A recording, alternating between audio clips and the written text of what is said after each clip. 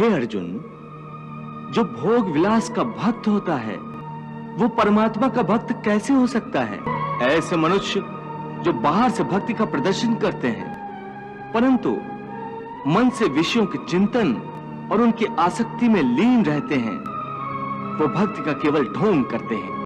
वो योगी नहीं, ढोंगी होते हैं। इन्हें मिथ्याचारी कहते हैं। विषया विनिवर्तन्ते निराहारस्य देहिनः रसवर्जम रसोप्यस्य परम दृष्ट्वा निवर्तते। कर्मेन्द्रियाणि संयम्य य आस्ते मनसा स्मरन् इंद्रियार्थान विभूढ़ात्मा मिथ्याचारः स उच्यते। पार्थ, स्थित प्रज्ञ मनुष्य की बुद्धि स्थिर रहती है, अपने मन पर उसका नियंत्रण रहता है। स्थित प्रज्ञ को भोग और उपभोगों में रस आसक्ति नहीं होती। वो शुभ अशुभ वस्तुओं की प्राप्ति होने के बाद भी न प्रसन्न होते हैं और न दुखी होते हैं। पार्थ, ऐसे महापुरुषों को पूर्ण विश्वास होता है कि ईश्वर सदा सर्वदा उनके साथ है, इसलिए वो किसी भी परिस्थिति में विचलित नहीं होते। ये कहना आसान है केशव, साधारण मनुष्य के लिए इस मानसिक स्तर पर पहुंचना बहुत कठिन है। इसके लिए सांसारिक मनुष्यों को किसी दैवीय सहायता की आवश्यकता होगी। तुमने ठीक कहा अर्जुन, भगवत कृपा के बिना कोई भी कार्य सिद्ध नहीं हो सकता। इसलिए मनुष्य को अपने पुरुषार्थ के साथ साथ प्रभु की भक्ति का भी आश्रय लेना चाहिए। हे अर्जुन, परमात्मा की भक्ति करने से मन सात्विक हो जाता है और विषयासक्ति पूर्णतः समाप्त हो जाती है। और यदि आसक्ति का नाश नहीं हुआ तो? आसक्ति का नाश नहीं हुआ तो मनुष्य का सर्वनाश हो जाता है। सर्वनाश? हाँ पार्थ, सर्वनाश। हे अर्जुन, आसक्ति के मारे हर मनुष्य किसी भी विषय के आकर्षण और मोह में फंसकर सोते जागते निरंतर उसी का चिंतन करते रहते हैं। जैसे कोई मनुष्य किसी सुंदर स्त्री के प्रेम में पड़ जाता है, जो जागते हुए उसी की कल्पना और सोते में उसी के सपने देखता है। इस प्रकार निरंतर चिंतन से आसक्ति की नींव पर काम की भावना उभरने लगती है।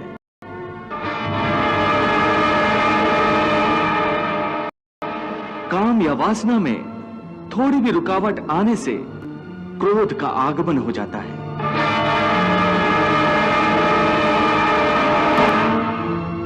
जहां क्रोध है वहां सम्मोह अथवा अविचार अथवा अविवेक भी है।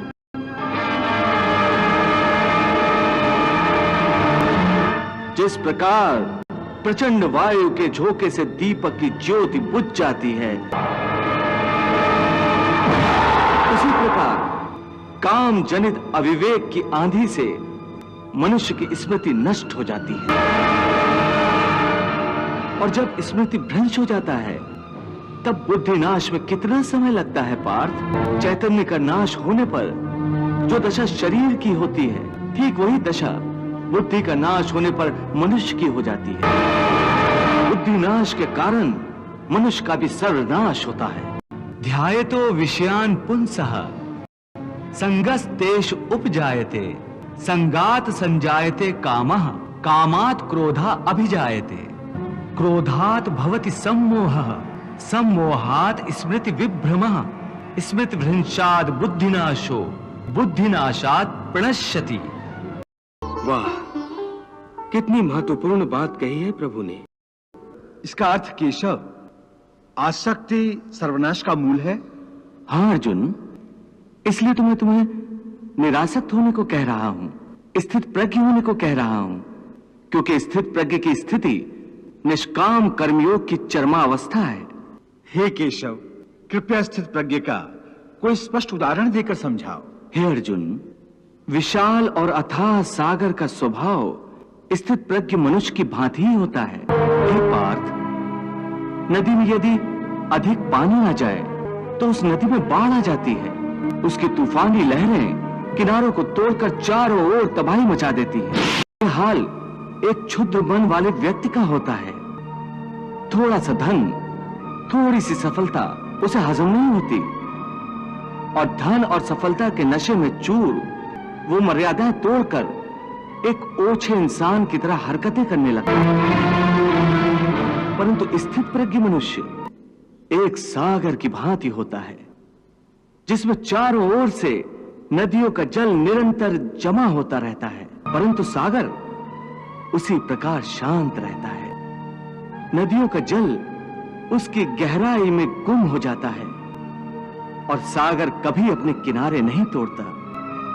उसके अंदर जल का स्तर वही रहता है। यही स्थित प्रज्ञ की अवस्था होती है।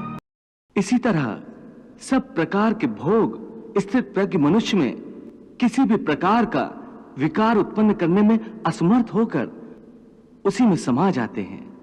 अर्थात स्थित प्रज्ञ मनुष्य समस्त भोगों का उपभोग करते हुए भी आसक्ति से मुक्त रहते हैं। पार्थ, ऐसे स्थित प्रज्ञ को परम शांति प्राप्त होती है। ऐसे स्थित प्रज्ञ मनुष्य ही जगत का कल्याण करते हैं, लोक कल्याण करते हैं। सामान्य मनुष्य तो भोग के पदार्थों के पीछे दौड़ते हुए अपनी जीवन यात्रा समाप्त कर देता है, परंतु स्थित प्रज्ञ मनुष्य की जीवन यात्रा जन कल्याण का उद्देश्य रखती है।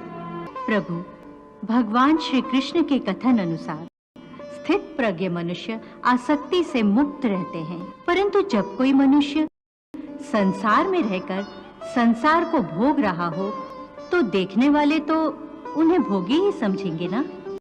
हाँ देवी, स्थित प्रज्ञ मनुष्य को इसकी चिंता कहाँ होती है कि कोई संसारी उसे क्या समझता है। वो संसार के भोग निरासक्त भाव से भोगता है। ऐसा धीरमती पुरुष यदि किसी नर्तकी का नृत्य भी देख रहा हो तो उसको भी वो भगवान की लीला समझकर देखता है।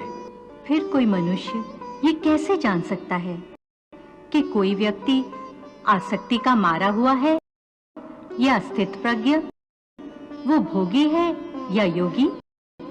देवी, जैसे चंद्रमा का असल रूप रात के अंधेरे में दिखता है, वैसे ही एक असली योगी का प्रकाश रात के अंधेरे में प्रकट होता है। क्योंकि जिस समय सारा संसार सोता है, उस समय योगी अपने हृदय में ज्ञान का दीप जलाकर मेरी भक्ति की साधना करता है। पार्थ, सामान्य मनुष्य रात्रि का अंधकार होने पर सो जाता है तथा सूर्योदय होने पर जाग जाता है, परंतु योगी की दृष्टि में देह का सोना जागना महत्वपूर्ण नहीं है। कर्मयोगी ज्ञान के प्रकाश को दिन तथा अज्ञान के अंधकार को ही रात मानता है। पार्थ, विषयों के बारे में अज्ञान रात्रि के अंधकार के समान है। संसारी मनुष्यों की रात्रि के समय अज्ञानी नाशवान सांसारिक सुख उपभोगों में व्यस्त रहते हैं। ज्ञानी और योगी जागते हैं और परमात्मा का चिंतन करते हैं। या निशा सर्वभूतानां तस्याम जागर्ति संयमी यस्याम जागृति भूतानि सा निशा पश्यतो मुनेः। वाह प्रभु वाह।